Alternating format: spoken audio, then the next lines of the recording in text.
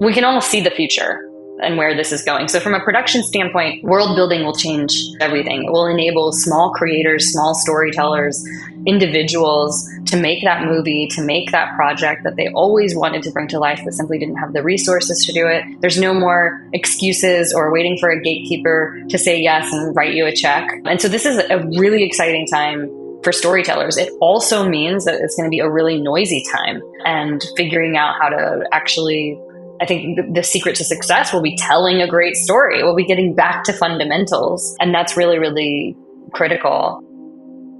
With a front row seat to the future, meet Taryn Southern, a creative technologist, pioneering artist, strategist, and speaker whose work explores the intersection of emerging technology and human potential.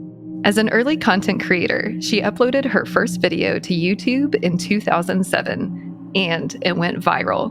10 years and 750 million views later, Taryn has produced more than 1,500 pieces of digital content for networks like Condé Nast, The Today Show, MTV, Snapchat, and Maker Studios. She's written for Business Insider and TechCrunch and served as a host for Discovery Channel's #1 late night show. A 3-time Streamy Awards nominee, her work has been featured in Billboard, Fast Company, Wired, Vanity Fair, Harvard Business Review, and more. Fast forward to 2017, Taryn released the world's first AI-composed pop album. Then in 2019, directed and produced a Tribeca award-winning documentary on the future of AI and the human brain, followed by creating an award-winning Google VR series. In 2020, she became one of the earliest content creators to create an AI avatar of herself. Since 2021, Taryn has served as Chief Storyteller at a leading implantable neurotechnology company, where she launched the world's first brain-computer interface museum and oversaw a communication strategy for 2 successful funding rounds totaling over $230 million. She's passionate about helping people use AI and emerging tech to amplify creativity and well-being. Today's conversation explores the evolution of AI-assisted creativity, from Taryn's groundbreaking AI-composed album to her current meditative album in development that celebrates the human experience.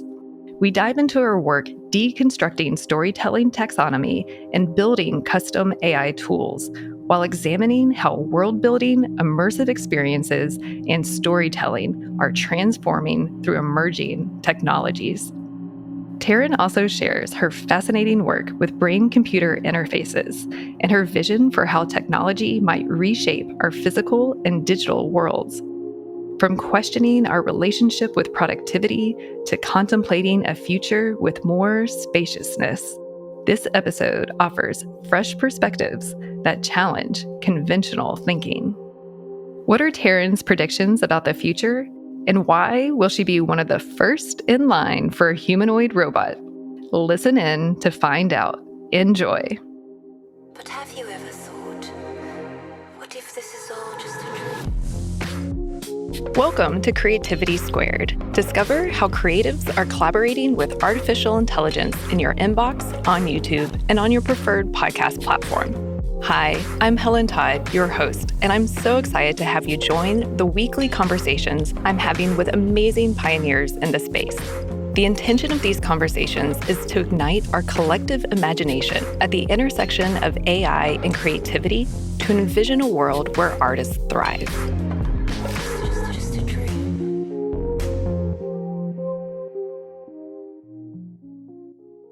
Taryn, welcome to Creativity Squared. It's so good to have you on the show. It's great to be here. I'm glad we can make it work. Yes, it's a long time coming. I know I've been following you for a long time, but for those who are listening and watching, who are meeting you for the first time, can you introduce a bit about yourself and your origin story? Sure. So my name is Taryn. I have been a storyteller and creative technologist for almost 2 decades now. I'm originally from Wichita, Kansas, which is not actually, not typically known as a storytelling capital or technology capital of the world. But I spent my childhood growing up on the computer. That was really my window to the outside world. And kind of became enchanted by the possibilities that were available vis-a-vis software technology. Actually, the very first piece of music I wrote was using computer software, not an actual instrument. So it was an omen of things to come. But yeah, for the past 2 decades, I've lived in Los Angeles. I've worked kind of in a wide variety of roles in the entertainment industry. About 7 years ago, I went from being a full-time content creator on YouTube to transitioning into deep tech and helping technologies like neurotechnology, brain-computer interfaces, AI, tell broader stories to the public. It was just something that really excited me. And so that's really the space that I've been operating in for the past 7-8 years. So a lot of my work revolves around creative experiments with artificial intelligence and also exploring the future of human AI interaction vis-a-vis the brain. So yeah, I'm excited to hear like what all we'll dive into on this podcast. But those are the primary areas that I've been focused on. Well, I'm so excited because all of those sound so fascinating, and we'll definitely do a deep dive. Well, one thing, and I know it's in the pre-recorded intro too, but you also get credit. You created the world's first AI solo pop album back in 2018. But I want to hear about this. But when was your first, what was your AI story? Like, what was your first like AI moment, I guess, because clearly you're like an OG when it comes to this space. I remember really diving into, I remember hearing about machine learning and AI probably in the late aughts. And then in 2015, 2016, I was part of a Google Artist in Residence program. And the focus of that program was primarily virtual reality, which has obviously since been rebranded appropriately to spatial computing. But it was a number of us creators who were playing and experimenting with various VR technologies to create new types of content. And it was then that I remember stumbling upon some of the earliest AI creative tools. And of course, they looked very different than they do now. And I was just really excited by the possibility of being able to code creativity and examine what that looked like. And so I think the first piece of technology I ever played with was Google Magenta and Google InSynth, which were music tools. And that began my project of creating an album. I think the first track was released in 2017, and then the whole album was released in 2018. But it was, I used 4 or 5 different technologies, most of which are not even around anymore. Wow. Well, just because we've had artists on the show who use AI in their work, since you were so early, like all the GenAI moment that has captured the world's imagination, tell us the inspiration for the album and how did you collaborate with AI for that original, I guess, 2017 single or release and the full album? It came out of this VR project that I was doing while in this artist in residence program. So I had conceptualized creating this immersive world that represented the future. And I wanted to explore what that world could look like, both from dystopic and sort of positive viewpoints. So the album really became almost like a space for my inner musings of what this future might look like, of machine meets human intelligence. And while I was working on creating these worlds, I thought to myself, well, I need to have background music in these VR experiences. How cool would it be if all of the music is created with AI? And so I reached out to a handful of these companies, started playing with the technologies, and was so blown away. I was like, oh. It completely reshifted the project. So instead of the project sort of first aim being this immersive experience, it really became more of like a visual album. And I ended up letting the music take kind of center stage, and then the VR experiences were created around it. Well, I know, especially for our audio-only listeners, it's hard to see the work, so we'll be sure to embed everything in the accompanying dedicated blog post so you can see the worlds. But that's so cool. So that was back 2017, 2018, pre-Gen AI moment. Walk us through. You're currently working on another album now. Tell us the inspiration, where you're at, how involved is AI in your current projects. Let's get the tea. Is that the right way they say it? Spill the tea. Yeah. It's a completely different experience than when I wrote my album in 2017, 2018. So in 2017, 2018, the technologies were actually fantastic. Even with, this was pre-Gen AI, as you mentioned. So some of the technologies were like recursive networks, others were rule-based machine learning.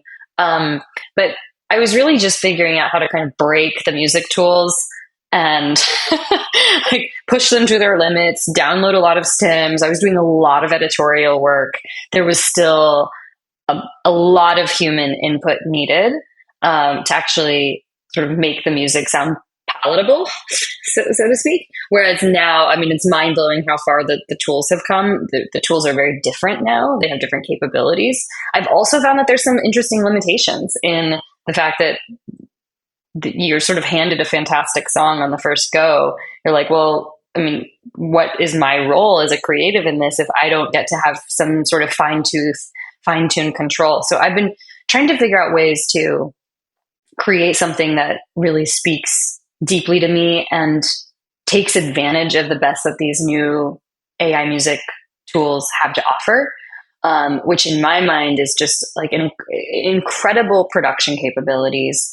I have become a huge fan of there's been a lot of music research that's been done in the past 5-6 years on music's impact on the brain and sort of combining theory with practical analysis and study of brainwaves. And so I'm really looking at this as more of a meditative visual album.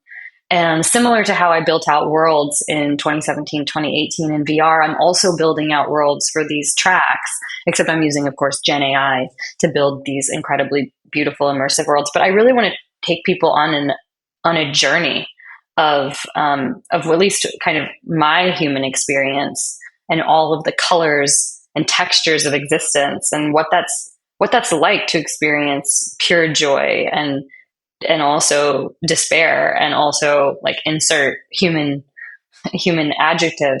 And so it's kind of like a love story to the human experience. And if anything, the thing that makes it very different from my last album is it's not going to sound very techy. Like I had a lot of technological sounds that I was imbuing in the previous album because I wanted to tell the story about humans and AI merging. And in this way, in this new album, it really feels like deeply human and cinematic. And the instruments that I'm using are like cellos, and I mean, it's a very different vibe. That's so fascinating to me, to go from the super tech to now fast forward to 2024, 2025, leaning more into the human part. Is that just a reflection of where you're at on your AI journey? Or do you feel like the world needs more human-centeredness right now as AI is like kind of taking over the news and everything? I'm like curious, Those are like great what inspires questions. you? Those are great questions. I mean, I think on some level, I have been astonished by the capabilities now with AI of creating beautiful things, not just beautiful sounds, but beautiful aesthetics. I mean, any one of us who's spent any time on Midjourney recognizes the incredible power of visual imagery and bringing greatest corners of our imagination to life. But I think now we also have those capabilities with sounds. So before, when I was creating my album, I had to really, as I was saying, kind of like break apart what I was creating to turn it into something that was palatable. And now I have an aesthetic, and I'm so moved by the music that's being created by these models. And I think if we're going to build a beautiful life with technology, we should always endeavor to push it to bring out the best of our human experience. And so that's really what I'm trying to do here, is like show people you don't actually have to have a human mind behind these tools to create something beautiful. But if we have an aim to release beauty into the world, then I think like having those intentions is important. So So I'm excited about hopefully creating an emotive experience for people. Very cool. Well, I'm very excited to hear it when it comes out. And I'll also do a quick plug for the episode with Walter Rizoa. I think you would find him fascinating, but for our listeners and viewers, he's working with AI to decode what happens to the brain when listening to music, and then also to decode music's impact on the brain. And there's a study, I think it's a Bach song, but don't quote me on that is scientifically proven to reduce epilepsy seizures. When you said the scientific research on music, like there's a whole field. Another guest, Joanna Pena-Bickley, her new company, Vibes AI, is the new hearable that uses sound and hertz and sound therapy to like calm your mind and stuff. So it's a very exciting field, and I'm excited that you're playing with it with your new album as well, too. 100%. And I've always had this very strange sensitivity to music. I know every musician is different, and certainly listeners of music too have their own preferences. But I've always felt this ability to feel certain types of music really, really deeply, and then other types of music, like in contrast, not only do not speak to me, but I find highly aggravating and upsetting. And this can come with some severe disadvantages if you're in a restaurant and you can't control what's on the. I tend to be the most sensitive one, and the one that's frequently asking the waiters to turn the channel or to shift the volume. But to this point, I mean, there is a lot of really interesting research happening now around how we can optimize delta waves in the brain. How we can turn off some of the less productive mind chatter using certain tones and sounds and vibrations. It's so fascinating. And I know I've gone down rabbit holes also in it's very new from a tech side, but from like an ancient knowledge side that our ancients have been playing with this too. But that's a rabbit hole for another day. So 2 decades, you've been a content creator, starting with YouTube and then moving. And you were telling me before we started rolling that after 2 decades of storytelling, now you're really looking to kind of deconstruct storytelling. So tell us about what you're currently thinking. And I want to hear all about how you're deconstructing your storytelling. Sure. I mean, the way that I think about the world and my work has changed so much as a result of adopting AI into my workflow. I used to think for the longest time as a creative that, your creative instincts were just that. They were instincts, and they were honed and fine-tuned over time. You're taking in more data, kind of making adjustments to your process as a result of that data.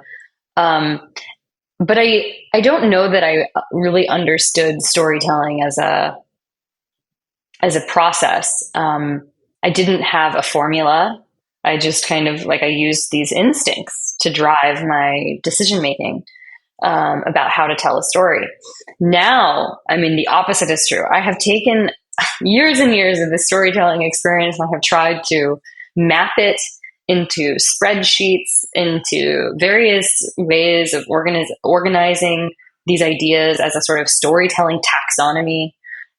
You can organize it by intent, by objective, by format. There's so many different ways to do that. And then to use these kind of models to then fuel brainstorming sessions with the help of language models. I've created several applications with Claude and with, custom GPTs that enable me to engage with my own storytelling formulas in new ways and to drive creativity and drive my brainstorming. That's been really, really exciting for me. I kind of feel like it's taken these years of experiences and it's now sort of developing a science out of it. And you and I were talking about this too. There's so many stories out there, especially with AI. They're more dystopian leaning and doom. And, we know all the ways that AI can take over the world and take over humans. But we need more positive stories and utopian leaning and what's possible, especially in light with everything that's happened in the world. Not only questioning the content of the story, but the structure itself, in terms of, the hero's journey is a very masculine framework of like an individual who goes on a climax and then comes down, that type of thing. If you draw it, it looks masculine, So I've been thinking about with my team, like the structure of story, maybe we should be reevaluating the fundamentals too. So I'm curious, like in your coding, like if you looked at that and your thoughts and reactions to that too. 100%. I mean, we're rewriting story structure as we speak in this new world where attention has become commoditized, and it's completely shifted the way that we tell stories. It used to be that you'd have this kind of like slow lead in and then get to this climax. You're right. There's the hero's journey is of course like one presentation of that. And now we're in a world where the hook has never been more important. What is the first 5 to 10 seconds of a story? I mean, when we're talking about digital stories, it's literally the first 3 seconds. But it's impacting, I think, the way that we read the news, tell stories in the news. It's impacting even the movies and the TV shows and how those are being designed, for better or for worse. So we're seeing like evolutions of storytelling happen before our eyes. But I think it's a really interesting challenge to say, are there different ways to tell stories? That are not these sort of traditional formats. But the hero's journey, I mean, it really is so baked into our psyche. It's baked into our own personal meaning making apparatuses. Like when we go through hardship, we have to assume or hope that on the other side is some sort of beautiful, masterful plan for us or lesson, from all of the hardship. And that is almost like a necessary, it's like a necessary story for the human condition.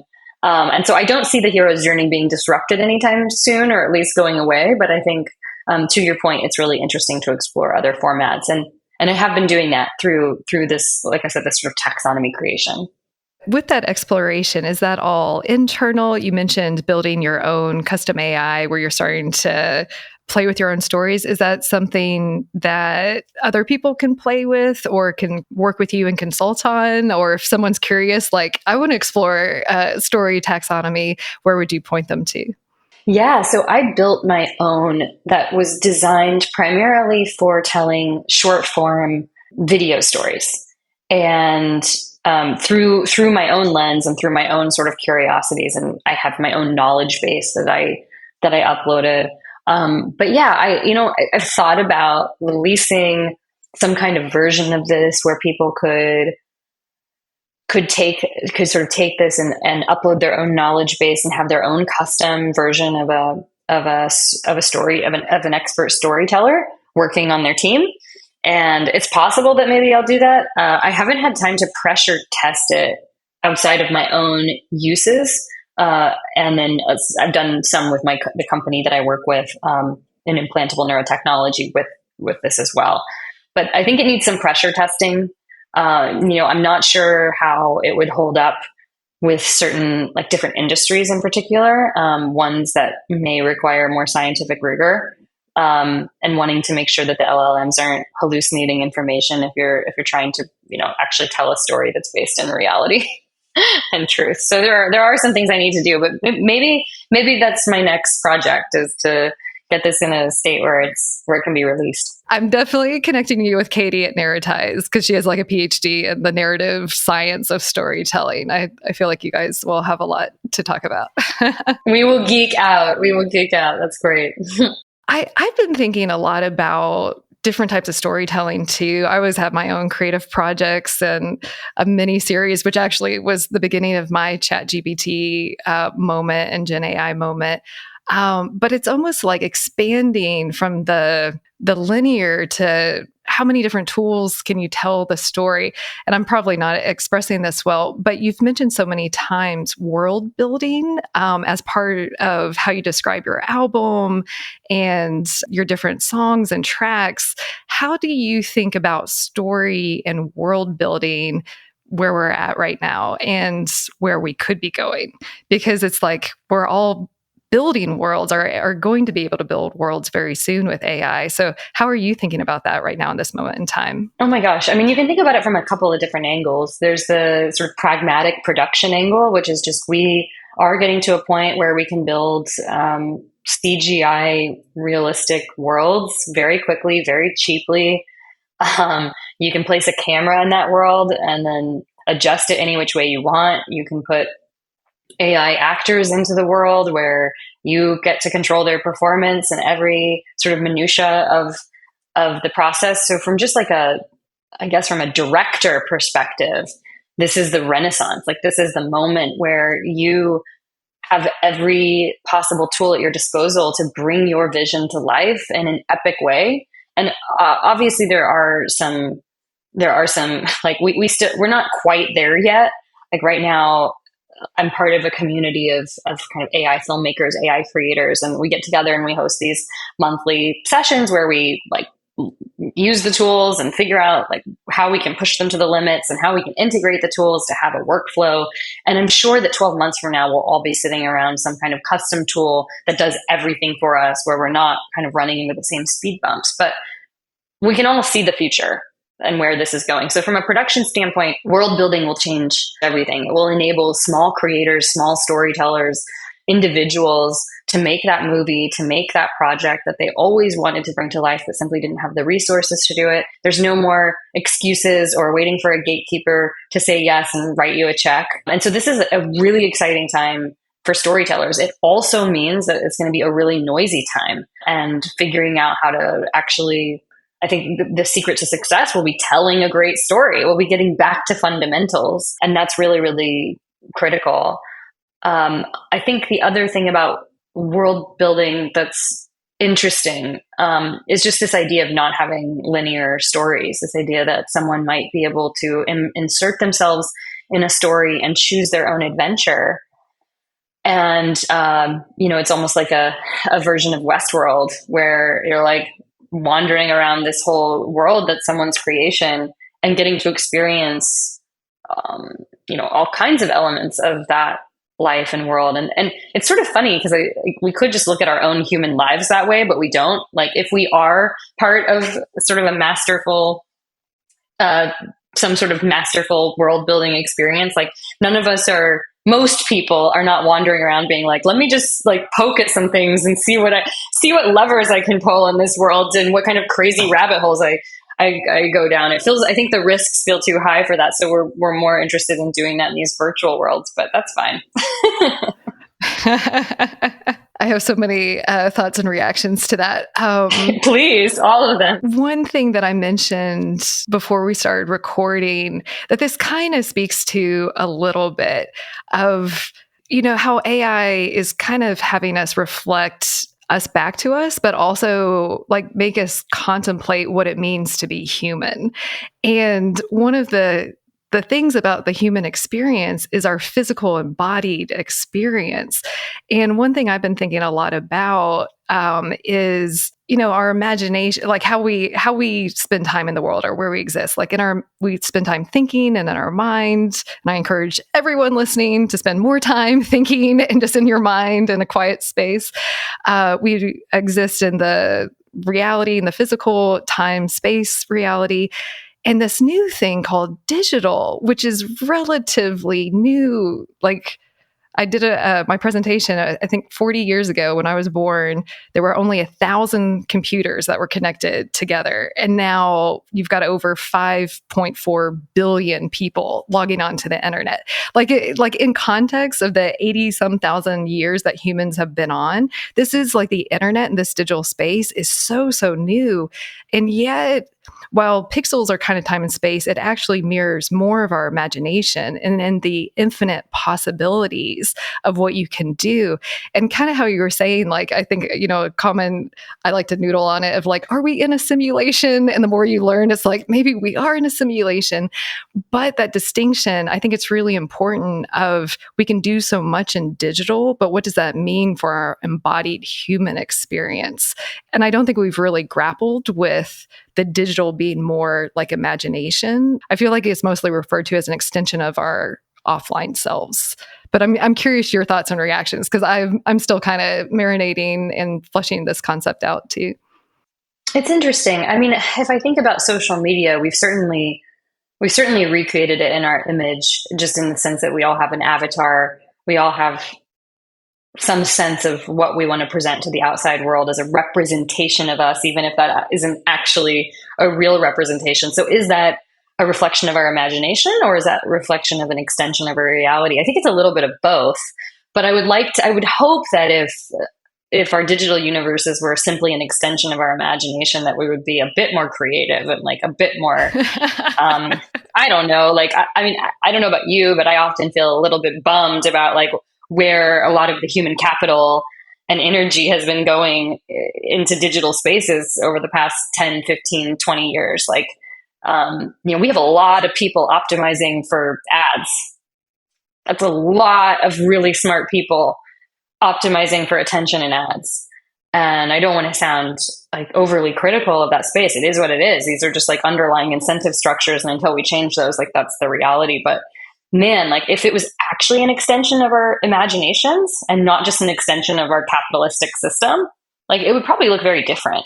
I bet our online world would be a lot prettier and more interesting. I love that thought experiment. I'm going to be thinking about it after this, and I encourage our listeners to, because I think it's so easy to get caught up in the day-to-day to not even reflect on questions of like, just accepting the internet as it is and not like, what could it be? And I think that question is a really great avenue to like explore that. It's the same is true in our realities as well. When we walk down the street, we accept the billboard and the sort of ugly parking lot and like whatever else has sort of manifested in our physical reality is just that's what's normal. And if we were to recreate human reality from the ground up and optimize for all these things that we knew would be beneficial for our health, for our mental well-being, for aesthetics, like how different would the world look if it actually was just like built from a place of pure imagination versus functionality, capitalism, whatever all of the different systems are that are sort of governing our actions. But yeah, I mean, I love all of these thought experiments. And I do think that AI being as powerful as it is in manifesting our imaginations, my hope is that it will push us like more quickly into a world that all of us imagine that is so much better than the one that we have today. I definitely share that enthusiasm. I think one thing too, and this comes with a little bit of a trigger warning for our listeners, and we discussed it with Shira last week, the story about the teenager who had the AI girlfriend and then really lost connection with reality and ended up committing suicide. And I can see, I think we've all had a dream where it's like, was that real or not? And sometimes in our imagination, it's hard. Our brains don't really distinguish what we imagine from reality sometimes. And now we're having these digital spaces that are more immersive, overlaid our physical, becoming more realistic. Taryn and I have both digitally cloned ourselves, so they look and sound like us. But what does that mean? How should we be thinking about it from staying in our embodied selves as we explore the digital? I think that's something that we really need to think about too in this day and age, especially in light of this story. How are you thinking about it? Full confession, I'm taking a course on Mind Valley right now from Jeffrey Allen on energy. And it's really informed a lot of my current thinking. But then going back to episodes, I'm like, oh my gosh, it's already kind of been bubbling up, even like the use of energy and manifesting and stuff. So I'm just kind of curious about that. But I think and this is in my presentation, Farewell Information Age, Welcome to the Imagination Age, which everyone's going to hear about for a long time as I'm working on my presentation and book. But, so much of our devices distract us and pull our attention away from us that you mentioned. People are creating ads and distracting us and all this stuff, but our attention actually gets outside of us. And we're not in our embodied self. From a spiritual thing, you could say your spirit is not present in you, so you can have attention and focus.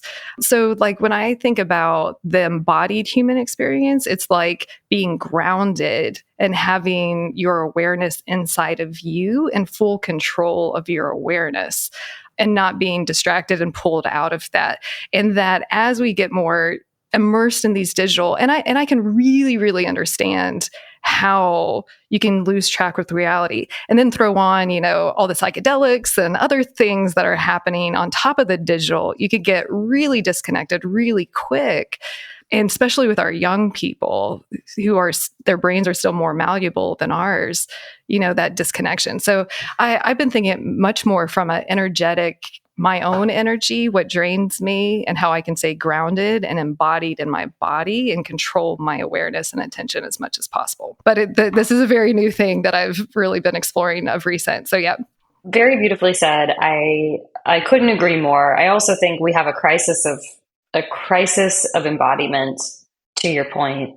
We see teenagers, and you go out and they're like all on their phones. And by the way, I don't blame them at all. I think they've been dealt a really tough hand growing up with technology. But one of the greatest gifts that we had as children is that we got to grow up without these devices. We actually understand what it means to be fully present with the world around us and not have these other distracting forces. And we all know that it's better for us, and we all know that it feels better. And I think as adults, we're able to make different choices about how we try to optimize for that presence.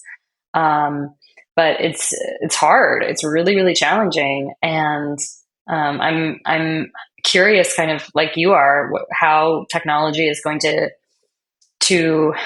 amplify some of these issues, and what kinds of choices we'll make, especially in an ecosystem that is still driving everyone towards more online use, not less. Yeah, I spoke to a group of college students yesterday, and I really wanted them to start challenging current narratives, because one thing that I've been thinking a lot about too is and I've said this on the show, right now we have the AI chatbots that are going to go into workflows like we've discussed. And then the next wave is AI agents. We've had a whole episode on it.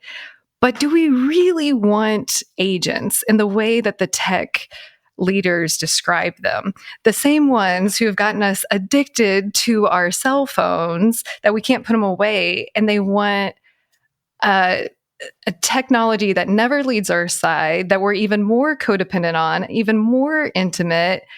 And I had a discussion the other day with a gentleman in Cincinnati where he's seeing some of his team not even want to talk before talking to AI, that their behavior is becoming so codependent.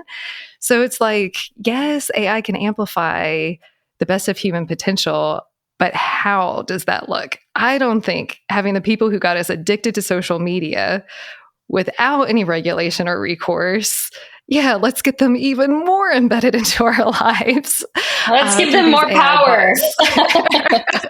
Yeah. I think we really need to think about these things right now in this moment in time. It's so complex, right? Because there's this whole, I don't know about you, maybe I shouldn't ask a lead-in question. I should just ask you a generic question. But what would you say offhand is some of the things that frustrate you most about being a human? There's just tangible things that you find frustrating in everyday life. In everyday life, well, actually, a guest is coming in my ear. I have a joke. Everyone's like, "How are you doing, Helen?" I'm like, "I'm looking for a magic pause button so I can pause time and get caught up in everything." We're all behind. We all have to-do lists, a never-ending stream of to-do lists, and it's probably a lot about time. And Walter on the show, Walter D. Grayson, is we should actually have a new relationship with time, that it should be, instead of time is money and time is a luxury, that time is abundance, and that it's more malleable, and getting into flow state and all those things. But yeah, I would say finding a magic pause button so I can get through everything on my to-do list. I like that. Spaciousness, right? Spaciousness and the luxury of time, all of that. I'll never be at inbox zero, no matter how hard I try. It'll just never happen. And so I've given up. I throw in the towel. I've got 4,857 emails right now in my inbox. Clearly I've given up, but I mean, for me, it's like, it's that, and it's also just, there's a lot of friction that we have created out of a post-industrialized nation, that like we need tools to solve the friction points. I mean, like the things that bring me the most frustration, it's like dealing with insurance, health insurance, doctor's appointments, having to get on the phone with a customer service thing to work out some billing issue on something, doing laundry, like just like stuff that keeps us surviving, but is not a mechanism or a force function of thriving. It's certainly not making me feel more creative or more abundant. And those are the pieces that I do feel AI agents and or robots, are going to completely transform human life by taking away these friction points. I mean, the thought of never having to get on another customer service call again makes me feel thrilled, or fold laundry again. So I do think there's like a strong argument that we're going to be faced with a lot of extra time 5 years from now. I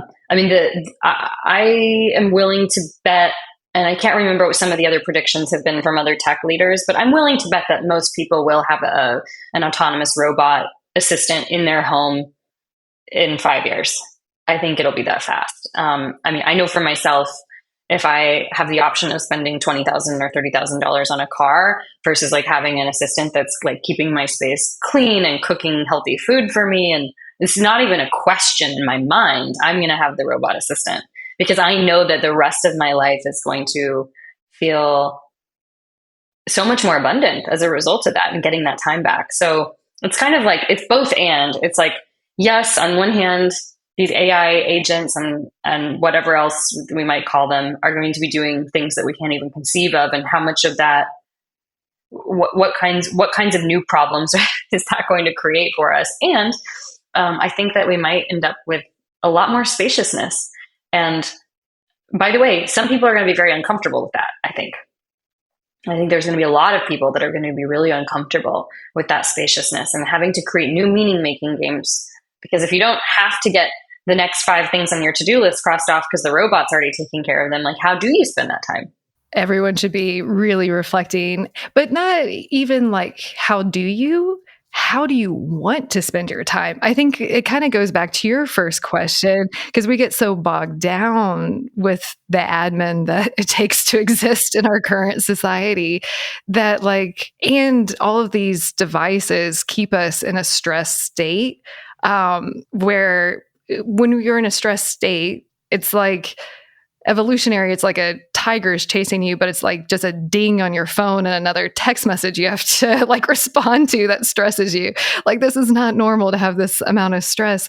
But if we're in all this stress, we're in survival mode, and you can only think about surviving. Whereas if we could actually get out of that, then we'll be more free to use our imaginations and then actually reflect in a grounded, calm space. How do you want to spend your time if you got to choose? I think that's such a hard question, because it's so hard for people to even imagine outside of their day-to-day grind right now. Like, what do you want your day-to-day to look like? 100%. And not to mention the fact that when we do get free time, a lot of us are spending it on our devices because we're addicted. And so what does that mean? If we're given more time, do we actually take advantage of that to do the things we've always wanted to do? Or in a more dystopian view,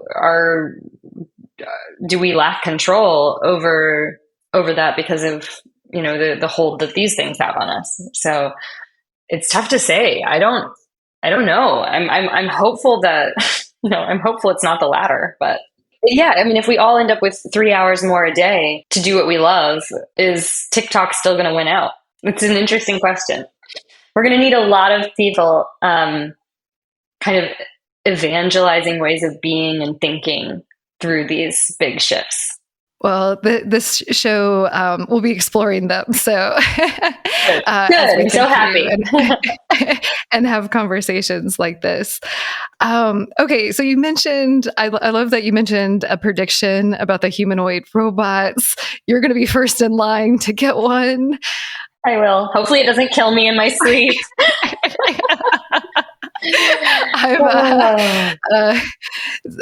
I'm not sure if I'm going to be first in line, but what are some other predictions that you have? I do think we will all be working much less. I think some of this is going to be a forced function of just the employment landscape and the fact that there will be less jobs, and we'll have a decision to make as a country or as a society or as a world.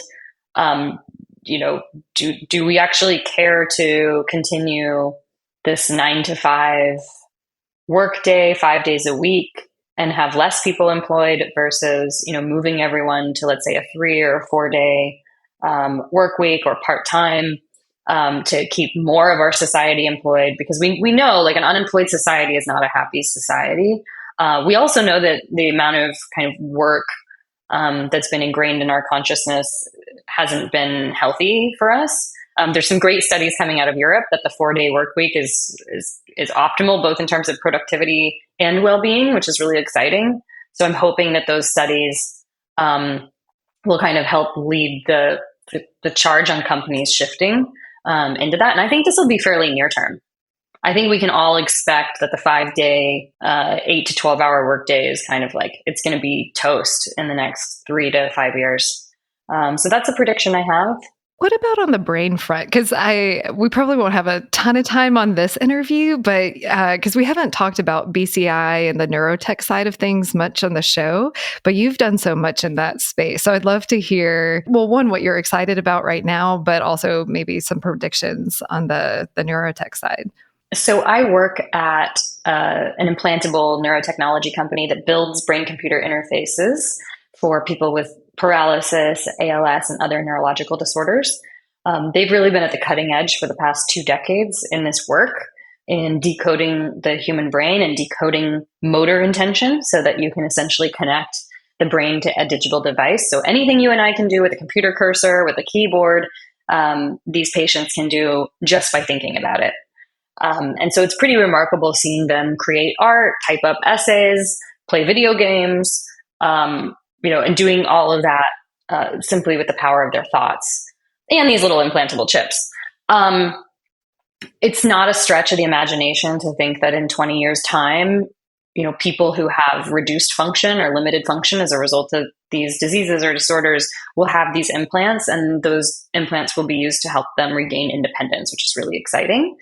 And I also think it's not ridiculous to think that in 20 to 40 years' time, we start to see, and maybe even sooner than that, we start to see ancillary uses of the technology to extend human capability beyond just what has been lost, to embody other digital forms. Like, suddenly you, Helen, have your Helen robot. And so if you're traveling overseas, you can sort of use your BCI to embody the robot and feed your pet while you're gone, and actually have this whole experience with your pet where you're touching your pet, you can feel your pet, but it's not you.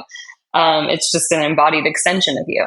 So, I mean, there's all kinds of wild and crazy ideas that once you understand where the technology's at, don't seem so wild and crazy, and it's just kind of a matter of time.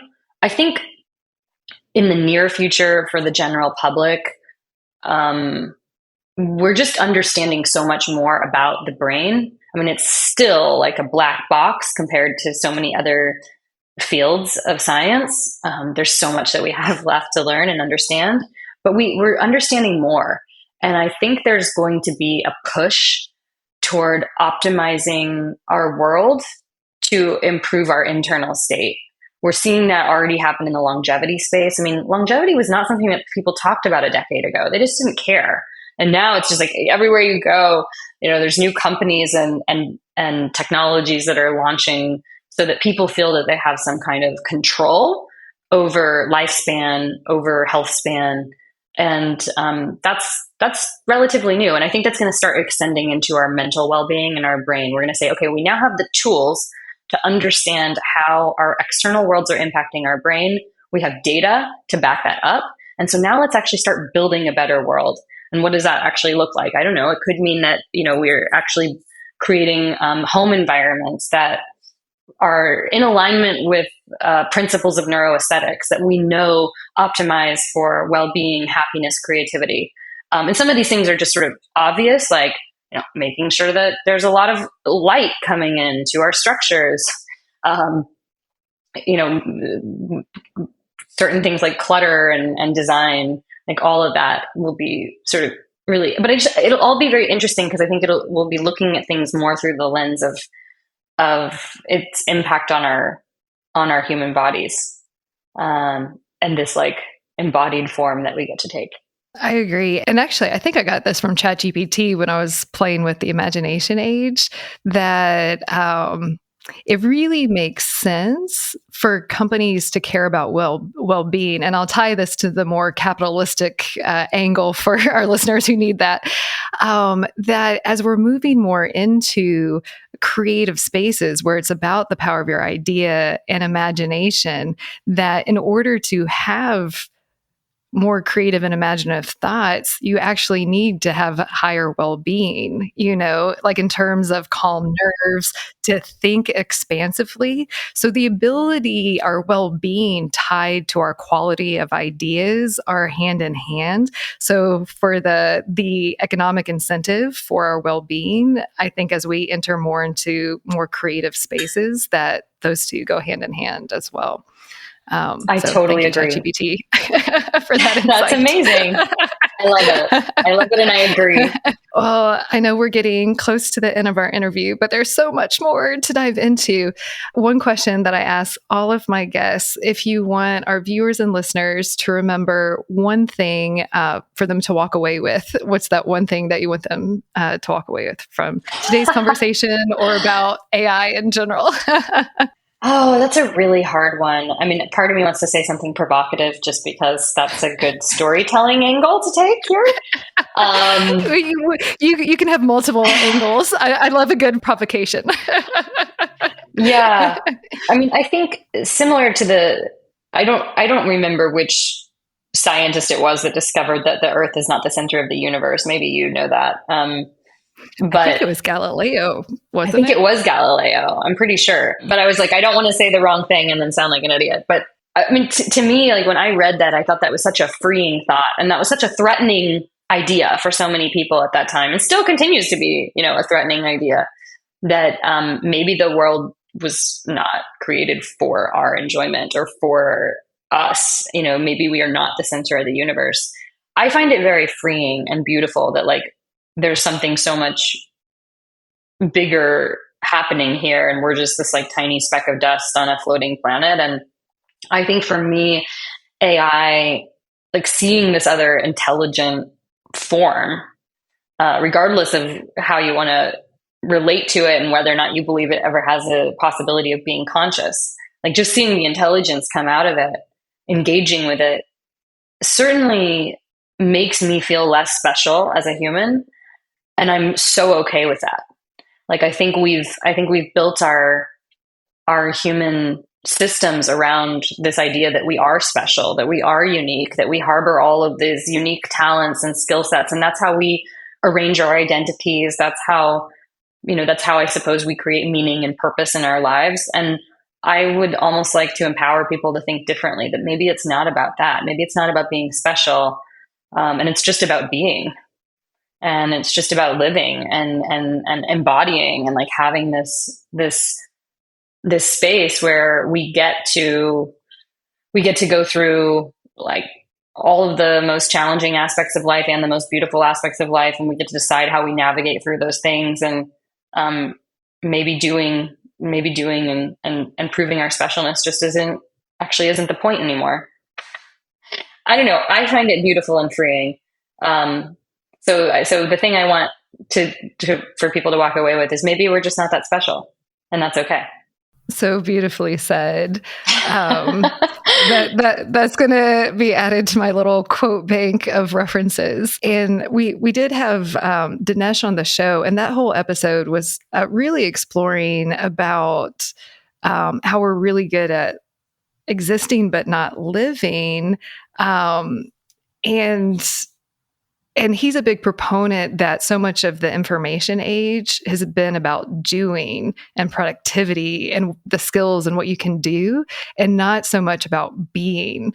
And how you phrased it, of just like, it's okay not to be special, just be. I think that's really beautiful. So thank you for sharing that today, Taryn. Thank you. I'll definitely have to bring you back on the show because I feel like we're just like scratching the surface. But thank you for all of your time. Good luck as you're having fun playing with your new album. I can't wait to see it on the other side and listen to it. Thank you. It was a joy to be here and to hear your thoughts as well on this future that we're all co-creating together. And it's always wonderful to have these conversations and to try and create abundance out of the space that we're in. So thank you, Helen. Thank you for spending some time with us today. We're just getting started and would love your support. Subscribe to Creativity Squared on your preferred podcast platform and leave a review. It really helps. And I'd love to hear your feedback. What topics are you thinking about and want to dive into more? I invite you to visit creativitysquared.com to let me know. And while you're there, be sure to sign up for our free weekly newsletter so you can easily stay on top of all the latest news at the intersection of AI and creativity. Because it's so important to support artists, 10% of all revenue Creativity Squared generates will go to ArtsWave, a nationally recognized nonprofit that supports over 100 arts organizations. Become a premium newsletter subscriber or leave a tip on the website to support this project and ArtsWave. And premium newsletter subscribers will receive NFTs of episode cover art and more extras to say thank you for helping bring my dream to life. And a big, big thank you to everyone who's offered their time, energy, and encouragement and support so far. I really appreciate it from the bottom of my heart. This show is produced and made possible by the team at Play Audio Agency. Until next week, keep creating.